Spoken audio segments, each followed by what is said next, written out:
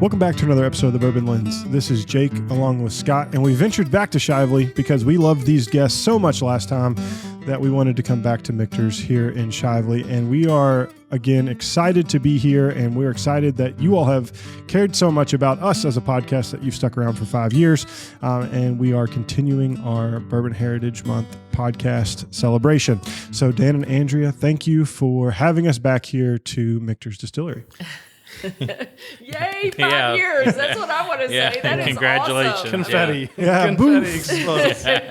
We were joking because Dan didn't have the Bulls theme song and the lights and everything going when Andrea walked in. She just gave that to us. I feel like we were blessed. The laser light show went off. So when we see you next time, I'm going to make sure that I have like a little confetti popper, and I'm just going to run up behind Andrea and pop it so she feels the same love. We got to make sure everyone has a proper PPE, though, if we're going to do that. Yes, definitely eyewear. And Andrew's got that covered, so we're good. We can't do it on property because then, all type of liability issues there. So how are you all doing? How are things? It's great. Going well. Things are going well. It's very exciting. It's an exciting time for Michter's. We've been doing a lot of work, expansion, lots of stuff going on. Dan's got lots of stuff to share with everybody. So we're just really thrilled that you guys are here to visit us again. We're going to taste through some great bourbon here. And this will be fun. Yeah, and it has been an exciting time, I feel like, because the relaunching of Michter's 10 this year in 2023, a new celebration. We'll talk all about that here in a second. But if you're not familiar with Michter's, I feel like we should do a little bit of a repeat. So which two of the esteemed guests here would like to give a brief history on Michter's? I'm happy to do it. Dan has lots of other more technical stuff to tell everyone. So just a little bit about the history of the brand. So the brand's heritage actually sits in Pennsylvania. It started there in 1753. A gentleman, John Schenck, was a Swiss Mennonite farmer. He was taking his excess rye grain and making rye whiskey. Obviously, Pennsylvania, big heritage, with rye grain production and rye whiskey production. Later sold to Abraham Baumberger. Schenck's and Baumberger's are part of our legacy series where we honor the heritage of the brand, and at least one of those we'll be talking about today. And then closed during U.S. Prohibition, reopened in 1934. In the 50s, it was picked up by a gentleman, Lou Foreman. Lou Foreman renamed the brand after his two sons, Michael and Peter. It was the merger of those two names together to make the name Michter's. Sadly, 1989, the distillery closed in Pennsylvania, and that was seemingly the end of Michter's. The family that owns Michter's today, the Malioco family, we are privately held. We do not have any external investors.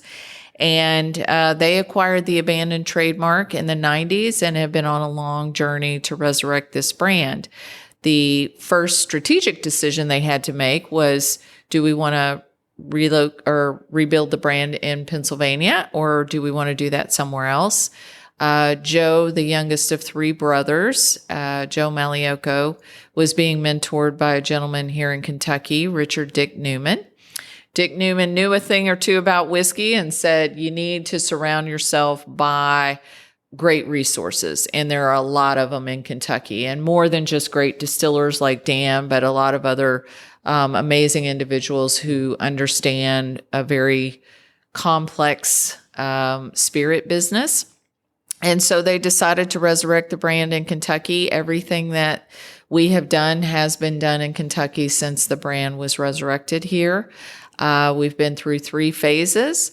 The first was they bought old barrels sitting around in warehouses in Kentucky, began bottling. The first 2 releases were 10-year bourbon, 10-year rye. Then obviously, if you're going to sell whiskey, you got to make whiskey. So they didn't yet have the financial resources to build a big distillery. So they went to a great Kentucky producer and said, will you make our whiskey for us for a fee, and forged an agreement. During that time, we were involved in the process. We were able to gather all of our distillate samples along the way. And then when we got to the third phase, which was the full build out of our full scale distillery here in the Shively section of Louisville, where we are today, those distillate samples provided a great opportunity for us to always be comparing back to where we were in phase 2 so that we could make phase 3 equal to or better than. So we turned the stills on here in Shively in August of 2015. So we've been through, a lot of history of the brand, quite probably a couple hundred years of history now, or more, just in a very few minutes. But that kind of gives everybody sort of the same basis for where Michter's is. We have 3 campuses now. The Shively main manufacturing campus, where we bottle, we distill, we age. We have 1 warehouse here, and then we process and bottle here as well.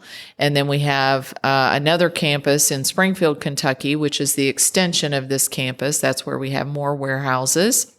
And then we have our beautiful Fort Nelson Distillery in downtown Louisville, which is our 3rd campus. And that campus actually has, it's open to the public. It's on the Kentucky Bourbon Trail, has a beautiful Fort Nelson Distillery, which are our old part stills from Pennsylvania when the brand was operating there. So now we operate 2 distilleries. Now we've not released anything from Fort Nelson yet.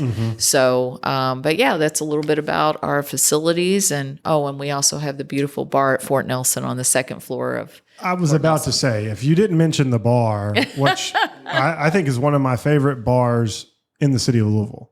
Yeah. It's got a great view of Main Street, and you can sit there and you can take it all in, and the cocktails are to die for, or you can just get a nice flight of bourbon.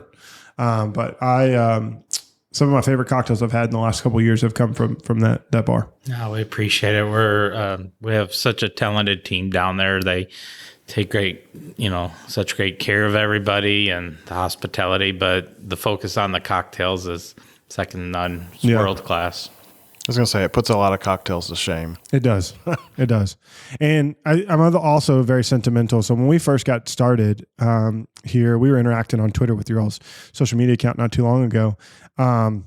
We went down there and my son was about to be born. I think it was June, July, and same kind of time frame. He was born in October. And I did a pour your own rye at the time for him. So I signed his name in the book and everything. So when he turns 21, we'll get to, drink that. So it's not aging, but it's quietly waiting in a bottle for the next 17 years. It's sleeping. It is sleeping. It's a sleepy little rye whiskey that we will enjoy. And I think that's just one of the coolest experience. That was the first pour your own that I knew of. So I got to be a part of that and truly enjoyed it. That day actually was really memorable because I bought an M10 that day for the bourbon. It was a double whammy. It was a lot of money. My wife looked at the credit card statement and was like, "What are you doing?" And I was like, "Big day in bourbon or whiskey." It's that place is a fond memory for me. And you just kind of said it, you doing your fill your own bottle with the rye and, something that we've produced. And then for you to say that you're going to keep it as something, down the road to enjoy with your son. I mean, that's part of what makes this job so enjoyable is the experiences others have with something that we're doing. And, thanks for sharing that. Of course. Cool. It sits on top of my bookshelf. It's that. And then we did a pour your own bourbon last time I was there with Scotch and Time. Eric did an event with you all. And so part of the deal was we got to do a pour your own bourbon and that sits right next to it. So Bourbon Lens, pour your own bourbon and Jameson's rye whiskey. That sounds really funny. But that's exactly what it is. A few more years. Just a few more. Trust me, I've gotten thirsty and looked at it quite a few times, and I'm like, gotta keep it. But yeah, so it's fun to be back here and talk about all these things because these are memories. I don't know. Sometimes you share them, sometimes you don't, and it's really cool to be here and talk about that. I do have a question. I didn't ask you this last time. Yeah. So, what's been your favorite mispronunciation of the Michter's brand? Because I have friends that butcher this quite frequently. And I just think it's kind of like one of those blooper funny things. And I'm sure you all have heard all types of crazy mispronunciations. I think mine honestly is Michters. Like it's like a good German pronunciation. It's like a beer you know, brand. and because the people who use that pronunciation, they're very passionate about it. You know, it's like Michters, you know, and it's like, oh, that's. But I'm going to add to that. I agree with Andrea. That's always the one I kind of joke about. But I'll take it a little farther because when a lot of them say it with the German accent, they spray it too. So Really get into it. Yeah. Oh man. Yeah. So a lot of times I'll joke around when someone does add an N or something, Minchners or things like that. You know, we correct it. But yeah, sometimes people get really enthusiastic with the way you pronounce it. Oh yeah. Oh man, it's so good. Like there's a buddy of mine that we've corrected him. He adds an N at the end, and I'm like, there's no N in there. Like, what are you doing, man? Oh, like Michtners? Michtners. Yeah. Or Mitchners. I don't even know how you read that into that label, but It's pretty clear. I can read Well, that. I've grown up with, again, McKee with a K and very many times through school it was McGee. So I'm not sure where the G came in there. So people get ahead of themselves Yeah. with their tongue. Yeah. No, that's for sure. So I just had to ask that because I thought, that's one of my favorite things about this brand is people mispronounce it. the best part is when you actually say it correctly and either they don't grasp it and continue the way they always say it. So You're wrong. You're wrong. No, you don't just know. smile. You just smile. You don't work for the brand. What does he know? He's just a guy who pulls some levers. Yeah. Oh man. Oh, so today we're going to talk about the exciting bourbon portfolio, and I'm glad you did give us background because we will touch on Baumburgers at the end. I think this is all set up in a proof way, so excited to dive into that again. Teasing for later, but one of the things I think is interesting is the I'm going to say re-releasing, but it's bringing the newest batch of Michter's 10 single barrel to market. So I know last year there was, you all made the announcement you all weren't going to do that because you wanted to put quality whiskey in a bottle for people to enjoy. So, Dan and Andrea, as you all brought that back to market, what's it been like to be able to release, I would say, it may not be your flagship, but what you're known for, like that Diva bottle in market. It's one of the first releases. What's that mean to have that back in market for people to enjoy? I think it's very exciting. I mean, that's one thing that Michter's is known for is the quality of our whiskey. And, for us to not release it last year and to actually, the reception was very warm, understanding. They know why we're doing it. And then, with the 2023 release of the 10-year bourbon, we've received a lot of very nice compliments. So. And I think that, we are super passionate. I mean, there's nothing else you can say about Dan and I. I mean, we are super passionate about making really great quality whiskey. And what's even more important, though, is to be supported by a family who allows us the freedom to make that decision is really a special thing. And we don't take that lightly. So, there was fear that, people were going to, I don't know, say things about us. Why are we doing this? And, sort of, not be happy. But then there was also fear, like we've done our best now and hopefully people are going to really appreciate that, and so, I'm just being honest that like we're trying to do the very best job that we can, but it doesn't come, there is a level of scrutiny that we put on everything. And, we do worry what people are going to say about us, what people are going to say about, what they think of the liquid. I mean, it's all your personal opinion, right? But we just go to sleep at night knowing we've done the very best that we can. And that's what it means to us. Yeah, and again, having that support. I mean, even starting all the way back to our US 1 small batch Kentucky straight bourbon, all of our whiskeys are aged to a taste profile, not an age statement. So there's not pressure on, you have to get it in the bottle. You have to get it in the bottle. And then even, just in regards to the 10-year, in all past years, it's been much older than 10 years. It's not just 10 years in a day, it's going in the bottle. So, and that's kind of the part last year when Andrea and I were working through this and presenting it with the team and ownership. And as we were tasting through, they were like, but there's nothing wrong with this. This is really good. And we were like, we fully understand, but we believe for an additional year, we can increase the experience, heighten certain markers of the whiskey, and we're very proud of this year's release. No, I think that's really good. And Andrea, you said something that I don't think a lot of people think about. You all are people too. Like you all are putting passion into this whiskey. And so when people rate it or maybe badmouth it, like people don't realize like this is your job. This is your livelihood. This is your love language in a way. Yeah. Right. And so it means a lot to you all I feel like it does when people give praise to the whiskey, because hey, like you put your blood, sweat, and tears into this. Maybe not blood, PPE. We got all that. we got all that taken care of. Not real blood, figurative.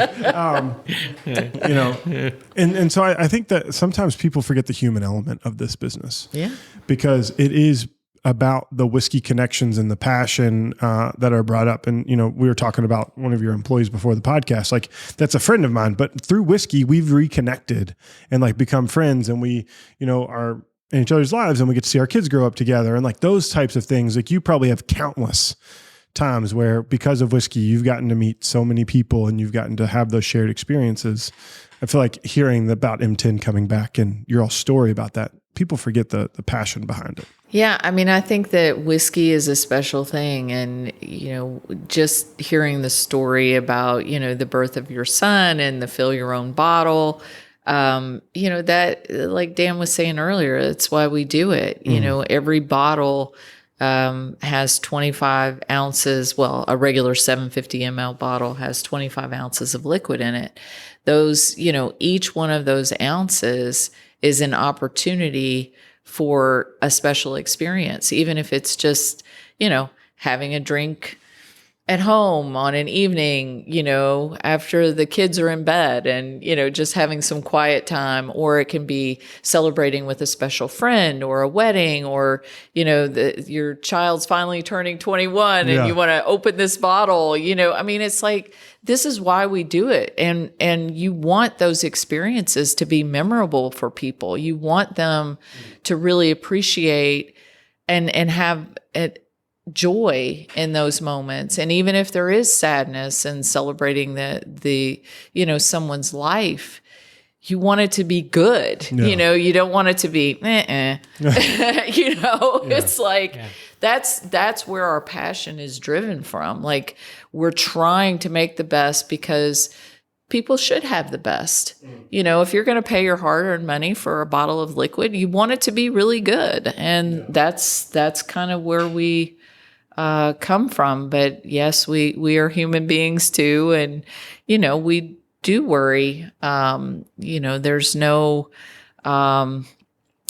guidebook for this. It's experience and it's heartfelt. And, sometimes we've used the analogy of, it's your grandma's recipe, and it's like, okay, grandma can give you the recipe, but it somehow just never tastes quite the same as grandma's, and it's a bit of that for us here too. We work really hard to get this whiskey to give as much as we can give to the consumer experience as possible. And it's certainly not just walk into the rick house and find a 10-year-old barrel and tap it and put it in a bottle and move it on. It's very, selective. So, well, and there's love to that, right? Like maturation, like that takes time, like that. And like going back to what you said about Joe and the team, like allowing you all to not have to rush to put out quality product.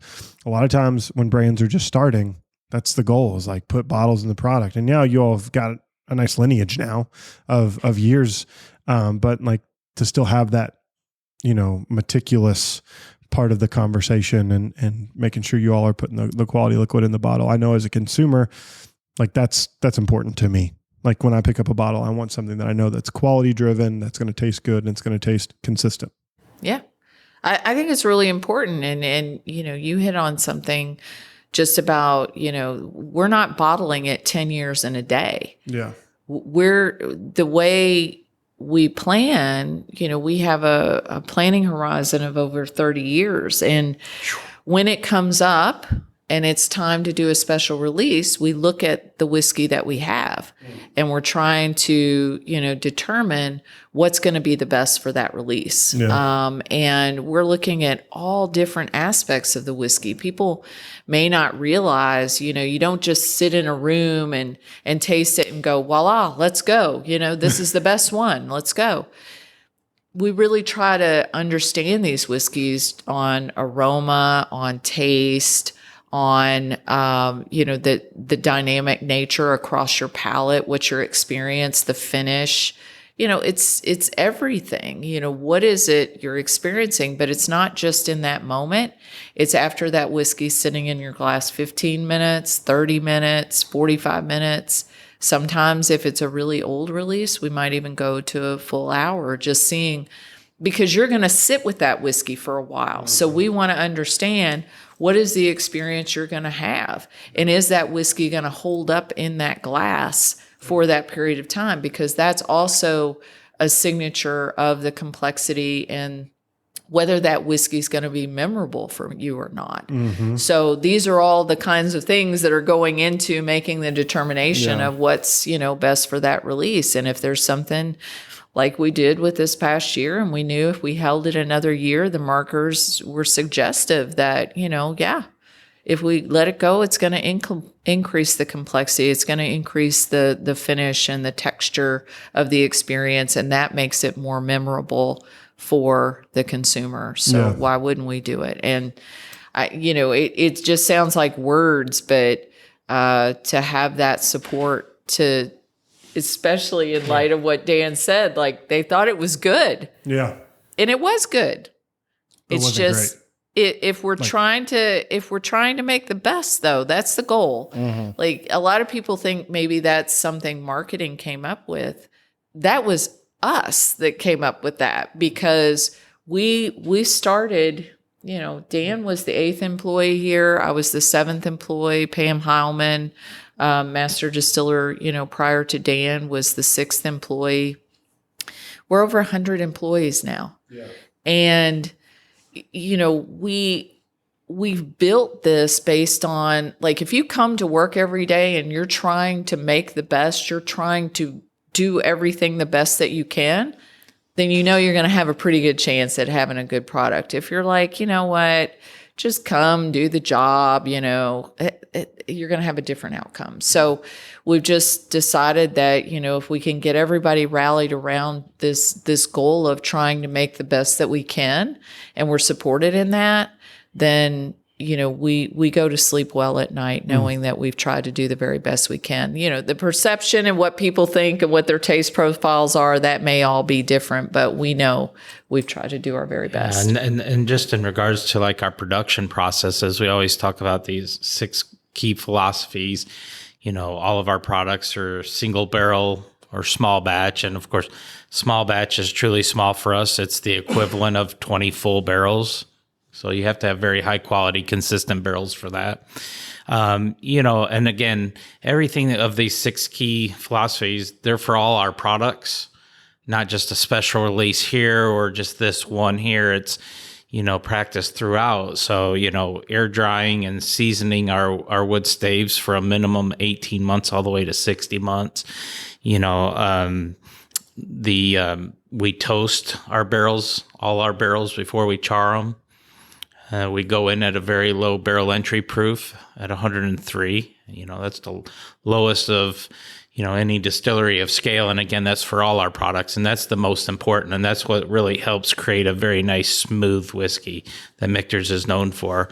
Then we practice heat cycling, and then we do a custom chilled filtration. So of those, just touching on those 6 key philosophies, that's, they're not always the most efficient, and several of those steps cost, quite a bit more than just the standard practice in the industry. So, just to work for a company that is so focused on quality, it's refreshing.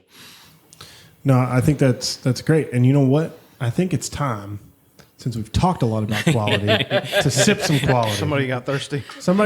Yeah. My mouth is salivating. Well, I'll just say, Andrea and I are probably the worst offenders. Sometimes we actually, if we're doing a tasting with, with some people, we'll have to remind each other, hey, let's go ahead and start with the first one so that enough talking about it. Exactly.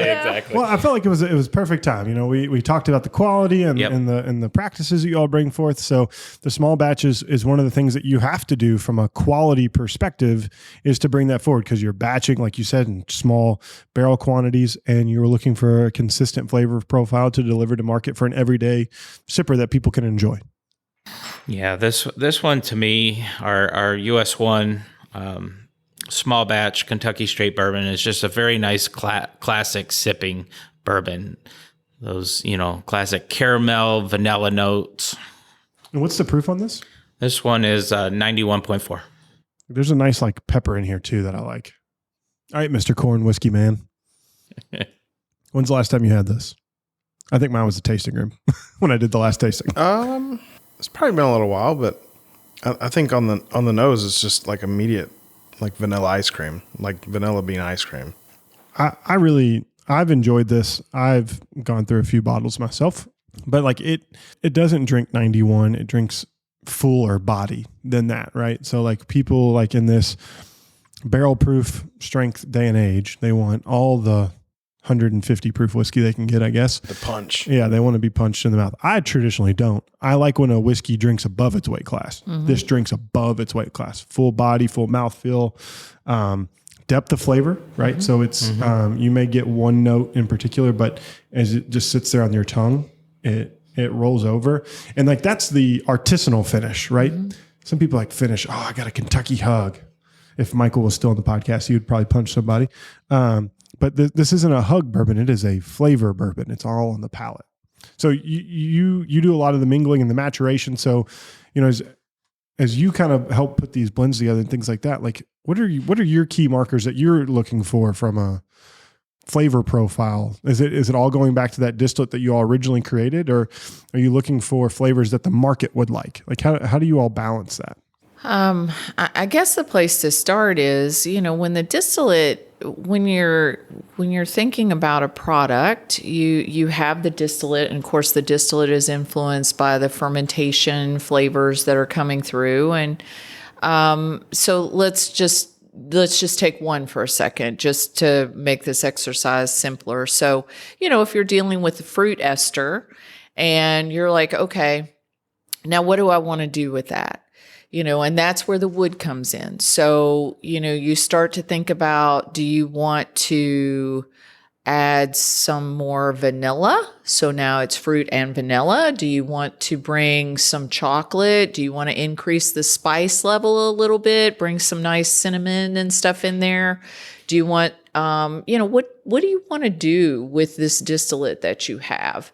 And so that's where the art of the wood comes in, and you start to think about, so like Dan said, the natural seasoning and air drying process, that will help you get rid of things in the wood that you don't want that can cause astringency or bitterness or things that just are less desirable. But by doing that, you can also expose flavors that you do want. Mm-hmm. And, there's over 100 different compounds in wood that you can extract if you do the work to be able to do that. And, the toasting before charring, that is allowing you to break those compounds down such that you can then extract them into your whiskey. And then your char layer inside the barrel will help you accentuate whatever flavors you want to focus on. So I think, for me, the wood is a bit of the there's certainly a lot of artistry at the front end of the process with the selection of grains, the fermentation, the design of the still, the proof you want to come off the still, just to name a few factors in that whole front end of the complex process. But then the back end, you have a lot of choices as well. And at the end of the day, that's what makes Kentucky bourbon beautiful. Not everybody's doing it the same way, which is wonderful.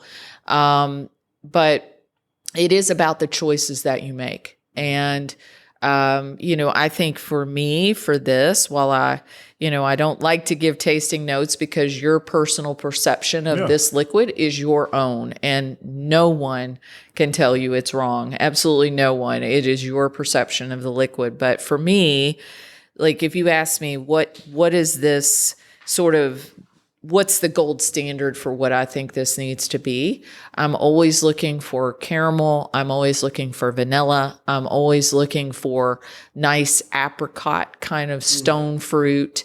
And I'm looking for nice, rich, warm, kind of dynamic across the palate, gentle spice in there, but just creamy, delicious, good, easy sipping bourbon, as Dan said. That's what kind of if I think about Michter's bourbon, that's how I would sum it up. Right or wrong, that's where I kind of come from with it. And I think it's a beautiful sipping bourbon. And I really appreciate you talking about the proof at 91.4, because I do think it drinks more complex than 90 proof whiskeys that are out there. And I really enjoy that about it. I think that, having the lower entry proof of a 103 really helps that complexity. And I think that, especially when we get to the 10-year, this is another great conversation to have. 'Cause I do think there are some things that we really try to showcase that, there may be some myths out there about what people think. Certainly higher proof whiskey can bump up your flavor. It can bump up your whole experience, but it also doesn't have to be that in order to really have a great whiskey experience. Yeah, and I think if you're not really thinking about it, to the listeners, 103 starting point, right, goes in the barrel. It's going to probably increase in proof a little bit, but to bring it down to 91.4, I had to check 91. Yeah, you're adding less water. Yeah, so you're not losing the whiskey. Like sometimes you get a 90 proof whiskey. If it starts at 125 or 130, and they're adding however much water to get down to 90 or 85, or you have to go down 30 proof points. Well. But see, that going back to that 103 barrel entry proof, that's why we say that's the most important step in our process, because as to your point, I'm distilling it much higher, but as we can only use water to reduce proof and we go all the way down to 103, it is a costly step, because as we're adding more water up front, we have to use more barrels. We also have to build more warehouses, which we all know is very expensive. But the benefits, when you look over at the bottles, just seeing the color, but also that additional water, it reacts with the barrel differently. It's going to dissolve those sugars more readily, but the phenolic compounds contributed from the wood to the whiskey that cause burn, over time it starts to break down, and the reactions allow for a very smooth whiskey. And that's ultimately what we're looking. As Andrea said earlier, we're looking for a whiskey that's very rich, well balanced, nice warm mouthfeel, but ultimately very smooth. And that's how we're going to accomplish that. So when it is finished aging, let's say it's going to come out somewhere around 110, 112 on average, we're going to add water to go to 91.4. Someone that went in at 125 is going to come out 135 or a little more, adding 50% more water that had no influence of the barrel at that point. Yeah. And that's why we know our whiskeys are very rich. But they also hold up very well in cocktails too, because, when you make a cocktail, you're diluting in some sense ice, syrups, things like that. At least that water that we added at the beginning now again had that 5-7 years or longer of that maturing portion of it. And that's something to be very proud of, but again, very costly. But we're, and that's the beauty too of ownership. If we can demonstrate that it increases the quality of the whiskey, they're willing to do it. Yeah. Well, and I think what's also interesting here, and for most of our listeners, if they're turning into a bourbon podcast, they know this, but talking about esters and phenolic compounds, and we didn't talk, I'm sure you're looking at congeners and all these other things. Like, this is a very sciencey thing. Like, it's not old granddad sitting down the street, no pun intended, like running his still and like making random cuts. Like, this has become a science that you are looking for replication, to have the consumer to know what Michter's is about from a bourbon perspective or a whiskey perspective in general. Like, that's important to recognize as well, I think. I was just going to say consistency from receiving grains, milling, mashing, fermentation, through the distilling, and then 100% through the maturation process. Consistency, and everything is science, and the art of is how you use it. And in my eyes, and that's what I think makes this very amazing, and we can produce beautiful expressions. And yeah, and so we talked about that water getting more time in the barrel. Why not go to the 10-year, right? I mean, and I feel like you're doing my job for me. You're creating all these leading gaps here. So the Michter's single barrel Kentucky straight bourbon, 10 years old, is 94.4. So just a little bit higher, but it's been in the barrel for could be a lot longer. We don't know. You're probably picking from all types of barrels, but there's no age statement. So we know they're at least 4 years old. Everyone should know that, right? From the small batch. Now we're into the 10-year, and it's not 10 years in a day, guys. Everybody remember that, and gals. So picking these single barrels, right, do you all find that to be more difficult to match your flavor profiles that you're looking for versus batching? So it's a great question, because if you're familiar with Kentucky and the aging here, so, we have hot, humid summers and we have dry, cold winters. And so Kentucky is a great place to age whiskey. But a lot of the traditional warehouses in Kentucky have maybe 7 floors. And then what happens is your 7th floor and your 6th floor get hotter than your floors 1 and 2. And then therefore your whiskey at the top floors ages differently than your bottom floors. Michter's has standardized on a 4-floor warehouse. So all of our warehouses, except for the one here in Shively, which is limited to 3 floors, all the others are only 4 floors high. And that's really important, because what we're trying to do is we're trying to get continuity between the 4th floor and the 1st floor, instead of all of this variability, because we do so much single barrel product, and because our batches are really only the equivalent size of 20 barrels. And you think about that. Yeah. So we don't have the luxury of managing all these deviations and off notes. And I remember one time we were in a warehouse and somebody asked Dan about the honey holes in the house. Where were the honey holes? And Dan said, well, whole darn house is a honey hole. You're looking at it. So, I just think it's a different philosophy, and I think that's what we love, is that there's a tremendous amount of science here. I agree with you, but there's also a lot of art here. Mm-hmm. And it is very traditional type of distillation that we run here, but we are using science to validate what we're doing and trying to control. But even if you think about like the costs associated with that, we get less barrel storage for the exact same footprint as somebody else. Mm-hmm. There's a cost associated with that. So every decision we make here is well thought out in terms of what can that deliver for us. And I think the consumers benefit from that across our whole portfolio. Even the Michter's bourbon is 5 to 7 years old is typically what we're aging that.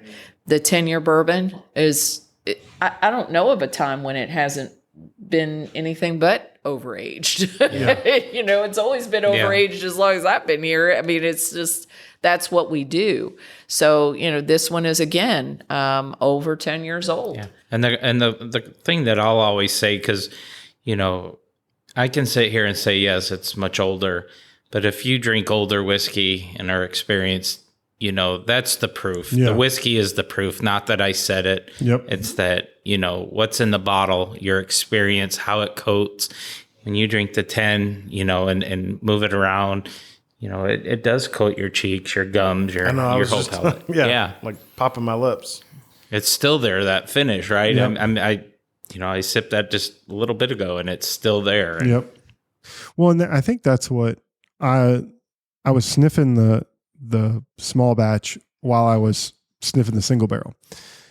It's the complexity now. So you went from a really bright hits on a few notes to now you're hitting a richer that's got complexity of notes. So it took what this was built upon and accentuated it, even though it's only 3 proof points more, but it could be 3 to 5 years old, 5 or 6 years older, right? So it's like the depth, I think, is the one thing that I think this stands out. While it's not as bright, it's got layers on the nose and the palate that are a little bit more than what you would expect in an everyday bourbon. And that's what I love about it. You said those layers, but like the chocolate, the oak experience is just increased a little bit, not overly done. Mm-hmm. Yeah, because over oaking can just dry out your mouth. It can be just astringent, and like this has like a nice, like I almost think like waffles, like toasted waffles. It's got like a little bready characteristic, but then it's just like savory but a little sweet. This is what I think of when I think of mature bourbon. This is a mature bourbon to me. Like it has the chocolate, the depth. You can tell the barrel influence on it. Like that's, I think, the greatest thing. Here you see what the distillation and the whiskey making process is. This is like you're seeing what that extra step in the barrel is doing as you all have created this bourbon. And, I think the nose on this is just off the charts. Like I could just sit and smell this all day. It just smells so good. Yep. And these are those whiskeys, though, that Andrea spoke. Like first impression is always so important, right? Yep. But what's it at 15 minutes, half hour, and so on? That nice, we talk about a maple syrup. As I feel as this sits and opens up more, that experience also increases. When you talk about maple syrup, I talk about maple nut candy. If any of your listeners know what that is, I'm in love with the maple nut candy, and that's what it reminds me of consistently. Yeah, it's. I think the citrus bumps up, so the spice this is a little spicier, but it's also like balanced by some citrus. I really every time I sipped it, I got a different experience with it, which that's what I want. If I'm getting a older, richer bourbon, I want to see the depth of flavor. I watch too many cooking shows, so depth of flavor is like the most common terminology that every cooking show uses. So now I've added it to my bourbon drinking experience. A lot of Gordon Ramsay. I do a little Gordon, more Guy Fieri and Bobby Flay, but move more Food Network. Less yelling, and I can watch it on Max now because HBO got rid of Max. It's now all in one, so I can watch all the cooking shows uninterrupted on Max, the one to watch. And this is not brought to you by Max. I just watched a lot of TV over Memorial Day weekend too. So as you go through, so you have these 2 solid whiskeys or bourbons in the 90 proof portfolio. When did it kind of come about to think about doing a barrel strength release? Was it something that was always on the roadmap, or did consumer attraction to these higher proof whiskeys lead you all in that direction? I think that barrel strength whiskeys, they certainly have a place, and Michter's has been about creating a beautiful portfolio of whiskeys where there's something for everyone and something for every occasion. And I think barrel strength bourbon and barrel strength rye were 2 things that were, missing from our portfolio. Barrel strength rye is released globally. Barrel strength bourbon is only released in Kentucky. So that's sort of our little special thing that, will we eventually release it globally? I can't say right now, but it's the special thing right now, that we only do in Kentucky. And I think I think having a barrel strength product is important. And I think being able to sit down and do this kind of comparative, I think is also really fun to be able to do to help people understand, what's the difference, in proof changes versus age changes. I think is also an interesting component of why you need to have a barrel strength product in your portfolio. So I'm going to ask you why I handed you that bottle here in a second, but I went back and picked up the tin versus the barrel strength. Yeah. I could just hold this empty glass of tin all day and just smell it and just be happy. Or if you want to make this a cologne, I'd gladly wear it as a cologne. Okay, put that on the list, Dan. That's- Make yeah. cologne. A little spritzer. That is of, the beauty of being here in Kentucky. Yes. Hey, I'm just saying that's heavenly. You could No, I don't disagree with you. you could bottle that. You know what I'm Yeah, saying? exactly. You should put that in a bottle. Wow. No, I love the enthusiasm around the bourbon industry here. Yeah. It's there's definitely no shortage of ideas because it is a great. I mean, when you walk into a warehouse, Oh man, there's old never wood, there's yeah. never someone that goes, "Oh, this doesn't smell great." You know, it's actually usually a highlight of the day when the wind comes out and the breeze, and it's it's definitely. enjoyable. So sorry for my next venture for Michter's there. So I handed you the bottle. You were looking at it. What were you looking at on that bottle? I feel like you're doing some dissecting. Well, over I there. knew you were going to ask the proof of it, and I didn't look earlier. Proof varies. Is what it says on our sheet Yeah, here. So proof varies. Being a barrel strength, yeah, exactly. Each barrel is going to be a little different. This one, so we always say as we go in at 103 after aging, once it's reached that taste profile. Typically, we're seeing barrels around 110 to 112. So sometimes you'll see a little lower, a little higher on that bell curve. So this one actually is 108.4. So I'm not sure what your initial thoughts that's my were. type of barrel strength. A reasonable barrel strength. Yes, something I could drink and not kill my palate. I Sign agree. me up. Well, I mean, immediately, like just nosing it, I was fully expecting a big punch of alcohol. Especially, we've got these nice little covers, which is containing some of the fumes. I didn't get that. Like at 108, I mean, it doesn't smell like alcohol. Yeah, Like you get the aromas of bourbon and oak and yeah. I mean, this is traditional bourbon flavors to me. It's the caramel, the oak, vanilla.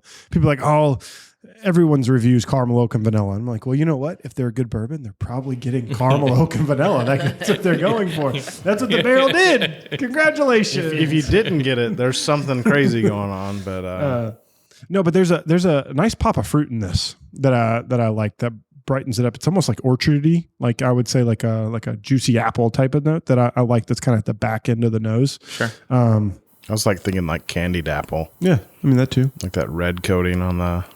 But no, I mean that's what I like about this. They're all so similar, yet they're so different. Like that's saying, hey, we're producing something really nuanced because you can get something with batching, with single barrels, and this is a batch as well. Or is this a single No, this is single barrel. Yeah. So single barrel showing something and showcasing something different is really cool to see the batch varietals that you all are achieving with the bourbons and the barrels that you all have. That's something that, we practice here. We don't want to be a flavor of the month, but we want each expression to be unique, from each other. And I think by just doing the US1 small batch, again, very classic sipping, but now we've done a barrel strength. The proof obviously is increased. The intensity increases, but those flavors are still there. Those aromatics are still there. Mm-hmm. And to your point, it's not just a waft of alcohol into the nose, right? It's actually, you are getting the whiskey. Yeah. I mean, when you taste it, you taste the alcohol, you taste the punchiness, but sometimes barrel strength bourbons can just be, I can't even get to the palate because I'm just overwhelmed by all the alcohol vapors, which this doesn't have that, which is nice. Well, I think this allows you to get some of the grain characteristics in this one as well. So like I can tell like there's a little bit of corniness and the sweetness, like, and I like that. I like to because this is what it's based upon. It's a grain based product. Like, so to know that there's a really quality corn taste to it, that corn sweetness kind of shows up in this one. I truly like that. I mean, some people may not, but like that's saying like, hey, you all are using quality grains to get a quality bourbon. And like, I think that's highlighted in this one a little bit more than the others. So I was waiting for Scott to say something about a little bit of the corn on this one. No, I was going back to the first glass, which is, now that my glass is empty, I do get that corn a lot more.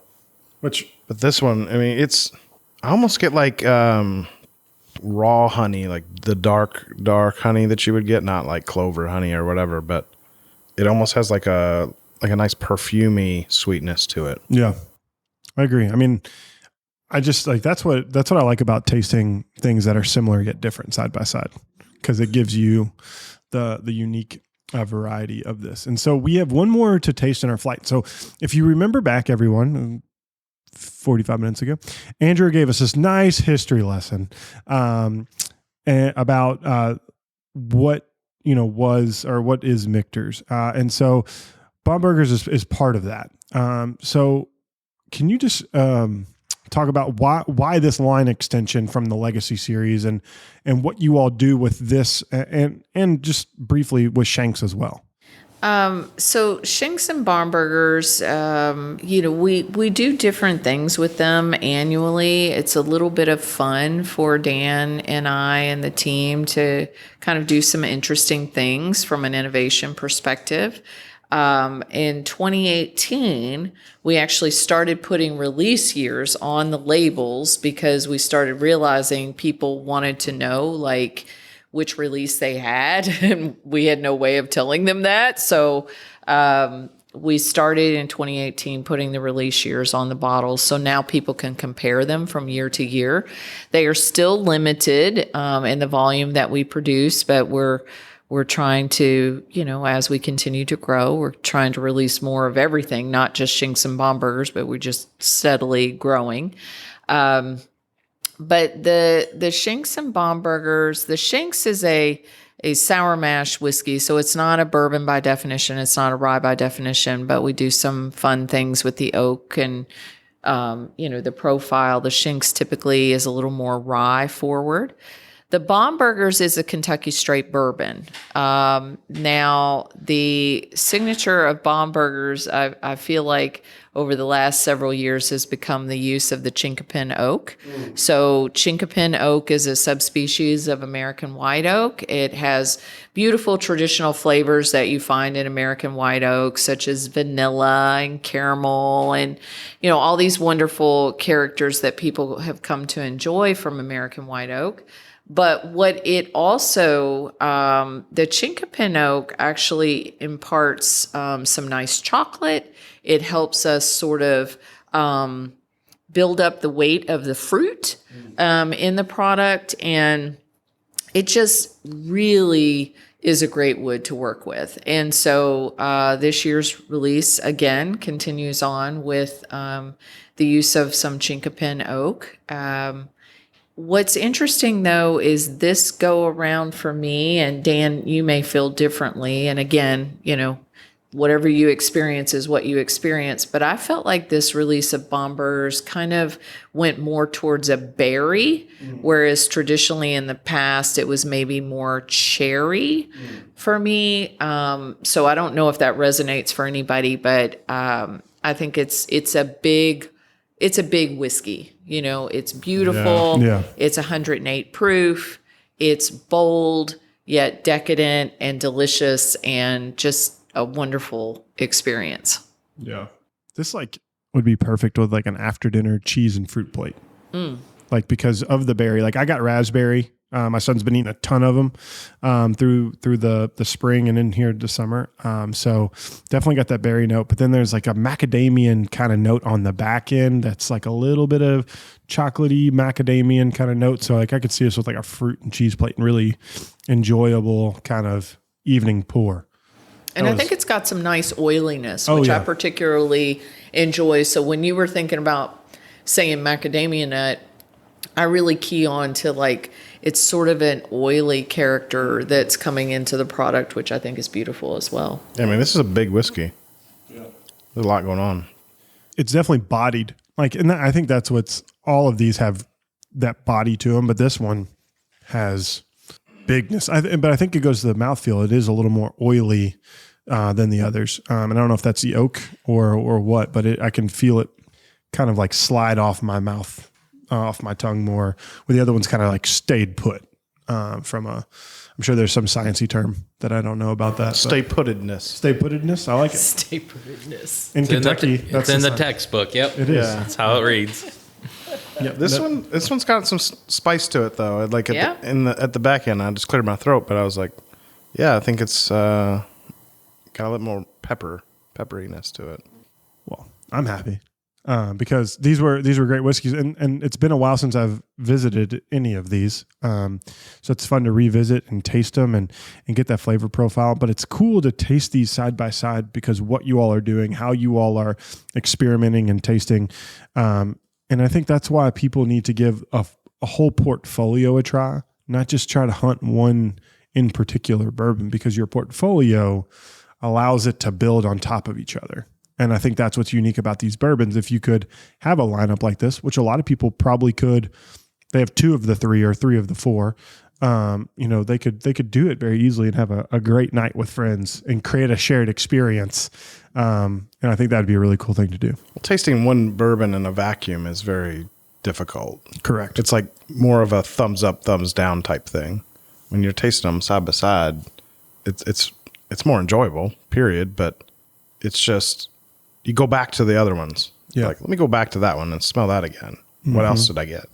Yeah. Yeah, it's fun to see how each whiskey opens up differently, and that experience, and it gives you something to talk about with your friends. And I'm coining a new thing around finish. Instead of mouthfeel, I'm finished with my glass, and so I'll smell it longer. What do you get on the finish? How would I get on the finish? It's empty, but I get a lot of flavor, and I keep going back to the 10 year because I think it just like It's like maple syrup. the bouquet it's is there. Like, it's just, if you love Kentucky bourbon, that's it. Like, ding, ding, ding, you got a winner. Now you just got to find a bottle. No, yeah, find a bottle. Good luck. Happy hunting. I'll just say, first of all, we're working on that. It's a big thank you to everybody that supports Michter's, the whiskey lovers around the world, the great bartenders, the bars, restaurants, the stores, everybody that's involved, having you guys come here, that's something special. But it's been exciting, and it's allowed us to continue to grow, but grow in a way that we can continue to focus on quality. And, the distillery, it's been very exciting. When 2022 came, we actually were able to go, 24 hours, 5 days a week in the distillery. Wow. And then in November of last year, we actually went to 24/7. And the team has responded. They're doing great things. It's about that consistency, the quality, everything. And that's what we've been able to do. We didn't just rush it. We are a limited quality company. And we always ask, please be patient. We're doing our best, but we don't want to rush things. Yep. When we do tastings each week to approve new batches, if it's not ready, nope, keep it in the barrel, let it keep aging, right? And that's what we're doing here, and it's truly special. I mean, even in our other departments, processing department, we're making improvements there. That's ongoing to build towards the future. Bottling departments, we've added new equipment to be able to take us into the future. It's really neat to see, and the team has grown, right? Yeah. And to see everybody flourish. And I mean, we have a wonderful team here. Yep. No, a lot of people see you all, and you all are a ton of fun, but I think that permeates throughout the culture here. Like, I was out golfing, and someone's like, "Oh, my buddy just started working at Michter's," and like, they love it, even though they're working night shift. And it's like, it's one of those things that, like, I just hear it like off the cuff, people saying it, like, "Hey, this is great," even if I have to work crazy hours. Like, they are truly enjoying it. So I think it really permeates from Joe down to everyone in the building. Yeah, it's absolutely true. I mean, we have a great culture here of it. And I think, as a family-owned business, sometimes, I talk about the fact that further away from the family you get, it can become a little, but like Joe knows everyone here. We know everyone here. Yep. If we take you on a tour of the distillery right now, and, we'd be saying hi to people by their first name because we know everybody. And Yep.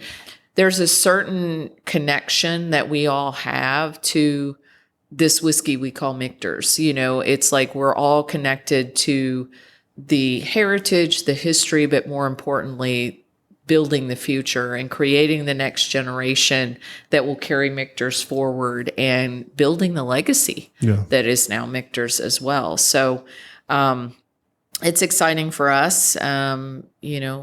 It's exciting to see the growth. It's exciting to see consumers buying more Michters. I mean, you would be amazed at the things that get us excited, just in terms of, people writing about Michters, or, people come and visit us and, they'll say, oh my gosh, I want to tell you about this. And it was this whole moment where you created this memory for them. And those things are extremely special to us. Cause this is something we do because we love it. But if we don't have great people who want to drink our product and enjoy it, make cocktails with it, and share it with friends, and have charcuterie boards, and all of that, then it's nothing. It's not worth anything. So we're just really grateful to everybody who supports us and enjoys Michters, and glad to hear you all enjoyed the tasting. Yeah. Well, we are super thankful that you all had us out here to Shively to help us celebrate our 5-year anniversary, because this is another shared experience, right? And we're glad that Michter's is a part of it. Everyone, again, thank you so much for listening to this episode of Bourbon Lens. Dan and Andrea, we truly appreciate you all. If you want to know more about Michter's, go over to Michters.com or just search Michter's on your favorite social media app. They'll love it. And make sure, if you want to find out more about Bourbon Lens, go over to Instagram, Twitter, and Facebook at Bourbon Lens. If you want to be a nice person, go to your favorite podcast listening app and give us a 5-star review or subscribe. We truly appreciate that. And last but not least, we just want to say thank you again. Until next time, cheers. Cheers to 5 years. Thank you. Congratulations.